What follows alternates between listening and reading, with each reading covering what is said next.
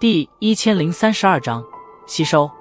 碧绿火焰熊熊燃烧，炽热的温度弥漫而出，令得周围的狂风都是因此变得火热了许多。但对于此倒是无人关注，风尊者几人的目光皆是紧紧地盯着那火焰之内，那里有着2滴青红交加的血液正在滴溜溜地旋转着，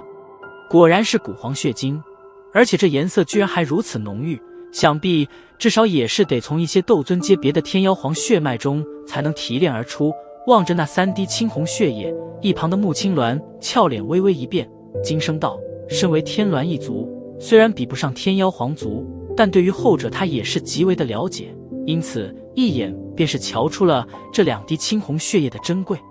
听得穆青鸾此话，连那风尊者脸色都是微微一变，斗尊阶别的天妖皇，这等实力即便是放进天妖皇族内，